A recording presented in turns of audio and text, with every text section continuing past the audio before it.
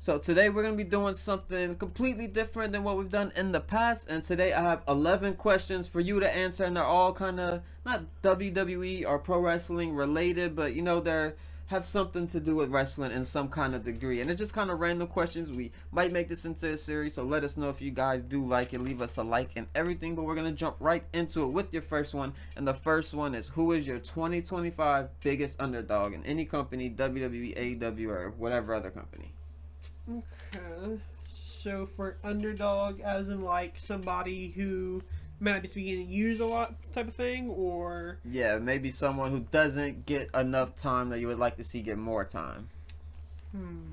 Obviously there's a few easy ones. You could say like Carmelo Hayes. Obviously he gotten like a decent amount of screen time the past few weeks, and then obviously the Andrade stuff, but he's somebody I'd like to see more consistently. It's kind of hard. I'll probably go to AEW and probably just say Willow. We do see her quite a lot, but like not in ring. So I guess probably in ring, I'd probably want to see her quite a bit more because she is one of the best. Yeah, she's definitely one of the best. And would like to see her get a world title at some point. But going on to our second question, this is, if you had a tag team to be in a bar fight, Okay. what wrestler would you take with you? Okay. You could just go the easy ones like a Brock or like, I don't know, Goldberg or something like that. But I think somebody like, even like a Hobbs. No one's gonna mess with Hobbs when if you go to the bar, or even if a Brody King. You see him there. You see all his tattoos. He's a big dude, so that'd probably be one of them.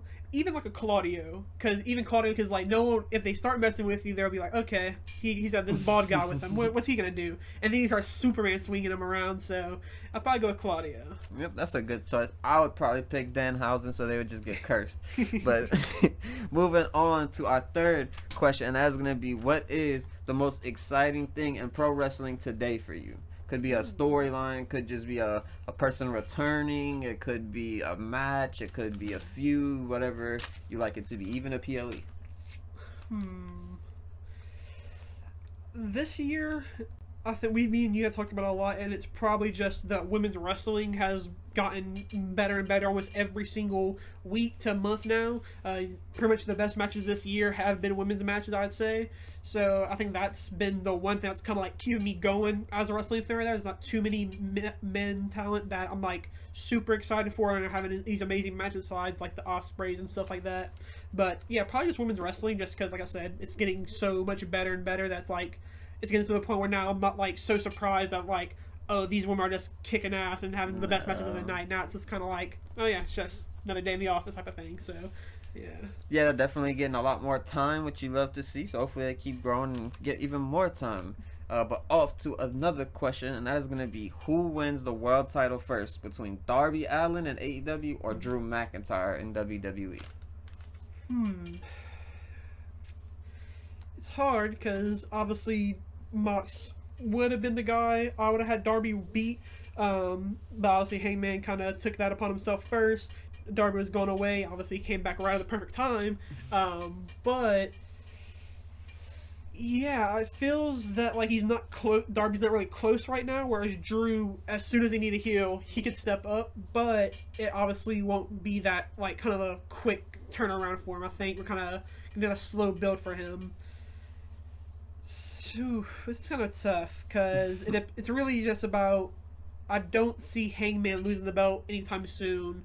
So Darby's kind of out of the picture. I don't think he would lose to Darby. Whereas Drew, I could see him beating Cody somewhere down the line, or beating Seth eventually, because they still have their history together. So I probably will go Drew just because there's probably more opportunities as well. You got Money in the Bank, you got Royal Rumbles. They have so many different things you can do to get opportunities. So I probably would go Drew. And yeah, he does feel just a little bit closer right now as well. Yeah, I'd probably agree with that one as well. And off to another WWE and AEW comparison. Who would you rather, the Death Riders or the Seth Riders? Or the whatever their faction. I don't even remember what it is, to be honest. Yeah. So I think as obviously it's still pretty new in this Seth Riders type of era. We're kind of just getting things started with Seth holding gold. I'm assuming eventually on the line we'll get the Bronsons to hold some type of gold as well. But now that Moxley's story is kind of done with the Death Rider, it's obviously still going, but it's something that is also kind of wrapping up in its last days. I will probably go with the Death Riders, but in a few months when Seth's stuff is kind of wrapping up, or it's already done, or maybe we're still in the middle of it or whatever, I think I would probably go with Seth Riders. But for now, I think with how much it's kind of helped AEW, it was like a big storyline. Whether people think it was awful, or whether they think it was amazing, I still think it was a really good big storyline for the majority of the AEW crowd to be like, okay, this is what we're focused on every single night, and this is the focus of what's going on. So I probably would go with Death Riders. Yeah, I think I would personally go with the Seth Riders myself, just because I feel like the Death Riders didn't bring anyone up. It's kind of just Moxley, just being Moxley, kind of, and then he had his crew with him. Whereas the Seth Riders, I feel like it has helped Bronson Reed in big ways. And obviously Braun Breaker, he was already a big name, but I feel like this did help elevate him at least that little bit, put him in conversations about the world title, you know? Yeah, I will say, as the members of the group go, now that Becky's a part of this Seth Riders, I would say as like the members, I would say definitely the Seth Riders, but like I said, it's still kind of early to Seth Riders, and there has been a few moments where I'm kind of whatever with it, but I was the same way how I was with the Death Riders as well. Yeah. All right, and we're going on to our next one, and that is going to be, I'll name 3 AEW wrestlers, and then you give me a WWE comparison for those 3 people. Okay. All right, so our first person is going to be Orange Cassidy. Ooh, Orange Cassidy. Ooh, it's kind of tough because he's a guy who lives the gimmick. Because no one has like that personality of just I don't care attitude. I probably would just go like Alistair just because he kind of lives the gimmick, and I feel like that's how Orange Cassidy is as well. Obviously, they're 2 very different looking styles, but that's probably who I would go with. I can't really think of a good one for Orange. He's kind of one of a kind. No, that's not bad. For our second one, we have Powerhouse Hobbs.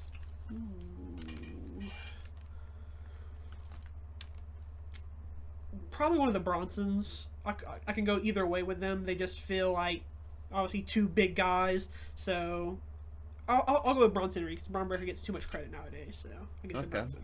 And for the third one, Thunder Rosa. More of a hardcore woman, willing to do a lot of stuff. Doesn't have to be on TV every week. So somebody who's very easygoing.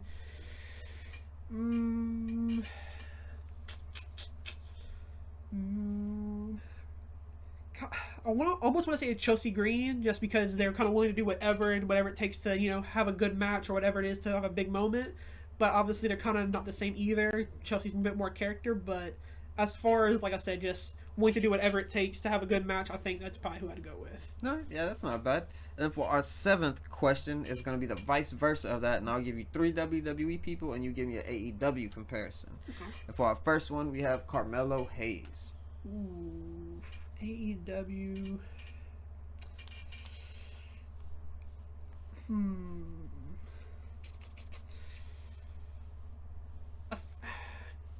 That's a kind of a good one, just because there's not many people. Because Carmelo Hayes is kind of like Carmelo Hayes, and like there's not really no one like him.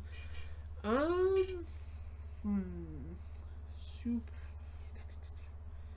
don't want to be boring and just like a Ricochet, just because it feels just kind of too easy. But it is probably one of the guys I would say, just because they can kind of do whatever in the ring, and they kind of have that similar kind of I'm the number one guy around here. I don't care about any of the other scrubs.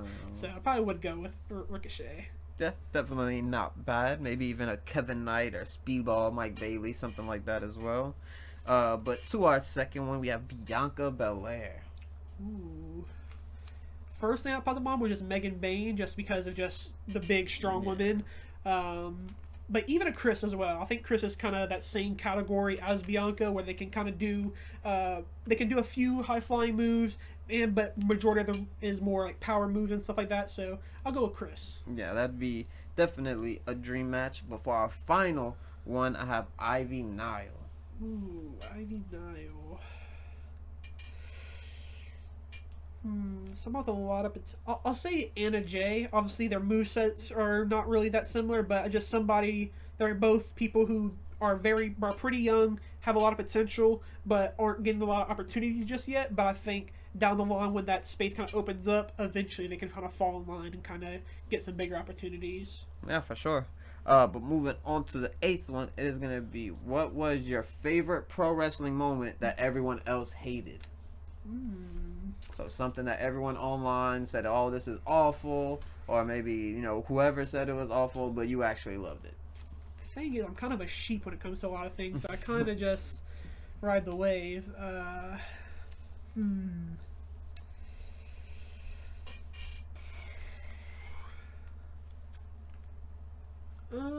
I've seen a lot of. There's obviously a lot of backlash to the Cody and Roman stuff, but there is still a huge audience that still loves those matches. So I won't say that, but I guess that is like kind of one that I've seen a lot of backlash for, been overbooked or whatever. WrestleMania 25 doesn't get enough credit. That's one thing I don't see a lot. I think people kind of overshadow it. I think it was a really good Mania. The main event kind of messes it up a little bit, but I think WrestleMania 25 is a way better WrestleMania than what some people give it credit. I'll say that. Yeah, I think obviously Shawn Michaels and Undertaker not being the finish is kind of what made people turn a little bit sour on it, but yeah. Yeah, it's also one of those ones where I get why it was the main event as well, because it was not for the World Championship. It felt like we didn't know what was going to happen after and how great this match was going to be. Obviously, on paper, you should, but at the same time, this is like a going out the door Undertaker, going out the door Shawn Michaels, so it also made sense why it wasn't the main focus, but yeah, at the end of the day, it was still an amazing match. Yeah, for sure. But moving on to the next one, we have, as Tony Khan, would you trade Hangman Adam Page for CM Punk? Obviously, this is assuming relationships are all, covered and everything's all good and he wants to come there to some degree. Would you basically trade maybe some talent, or not maybe, but would you trade some talent for someone who's still talented but is more of like the guy who'll make you a bunch of money? Probably not, just because Hangman is a guy that eventually can be the face of AEW, whether that is him down the line or not. And something that I think AEW kind of needs is like somebody to say, this is our guy and this is where he's been, this is the levels he's at. So obviously Punk can be that guy, but at the end of the day, no one will ever think of Punk as a AEW guy, a Ring of Honor guy, an indie guy. They'll think of him as a WWE guy at the end of the day. So for Hangman, I would like to see that the same way, but just as the AEW guy. Yeah, and obviously, assuming everything's all good and stuff, we'll see Hangman Adam Page in action for a very long time, whereas CM Punk, the shelf life, I'm not saying it's short, but it might be short. Who knows? Yeah. But going on to our second to last question. Now, this is the opposite of the tag team one. This is you facing against a wrestler. Now, 1v1 versus Brody King or Obafemi. So this is a long day no matter what. Or a quick one. Yeah. I haven't seen Obafemi. Well, he used to play football too, so I can't even say I could try to run away from him. Plus, I'm too fat to get away from him. On a good team. Yeah.